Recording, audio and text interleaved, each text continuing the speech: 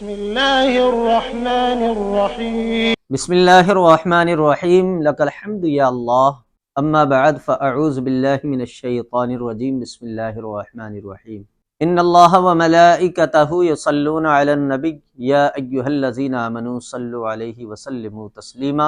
ایک ہمارے بھائی نے دلی سے سوال کیا اور یہ سوال بھی ہماری معلومات میں اضافے کا سبب بنے گا انشاءاللہ العزیز۔ سوال یہ ہے کہ وہ سائل سوال کرتا ہے کہ حضرت کہ اکثر دیکھا جاتا ہے لوگ جنازے کو لے کر کے قبرستان جاتے ہیں، نماز بھی پڑھتے ہیں یعنی نماز جنازہ اس کی، اور اس پر مٹی بھی ڈالتے ہیں یعنی اس کی تدفین میں بھی حصہ لیتے ہیں، لیکن بعد میں اکثر دیکھا جاتا ہے کہ ہاتھ دھونے کے بہانے لوگ اپنے گھر کی طرف روانہ ہو جاتے ہیں، دعا میں شامل نہیں ہوتے ہیں۔ کافی اچھا سوال ہے ماشاءاللہ، اس کا جواب میں آپ کو عنایت کروں۔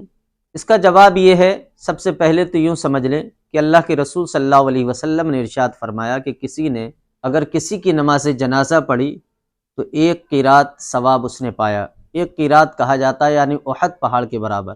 آقا کہتے ہیں کہ اگر نماز جنازہ کے بعد اس نے اس کی تدفین میں بھی شرکت کی یعنی مٹی میں شرکت کی تو وہ 2 قیرات ثواب لے کر کے واپس ہوتا ہے۔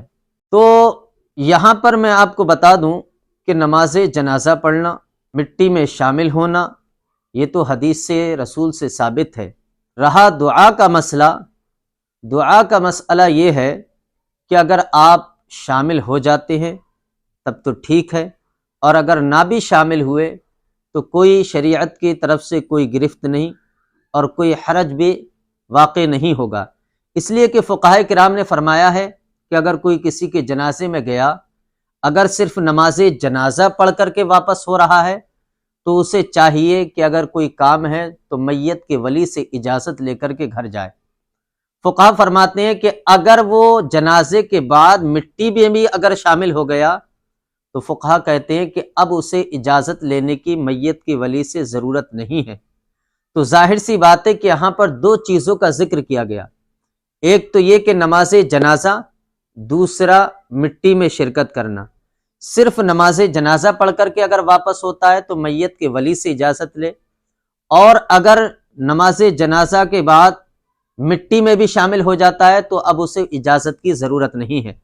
رہا دعا کا مسئلہ، تو بہتر یہ ہے کہ دعا میں بھی شرکت کرے، کہ ہو سکتا ہے کہ اگر آپ شرکت کریں گے دعا میں، آپ اللہ کی بارگاہ میں مقبول ہوں، آپ کسی امام عالم کی دعا کہنے پر آپ آمین کہیں، آپ کی آمین کی پسندیدگی کے توسل سے مرحوم کی بھی مغفرت ہو جائے یا مرحومہ کی بھی مغفرت ہو جائے اور اس کے لیے نجات کا ذریعہ بن جائے۔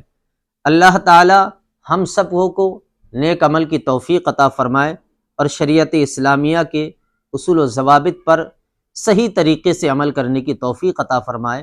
وآخر دعوانا ان الحمد للہ رب العالمین۔ السلام علیکم۔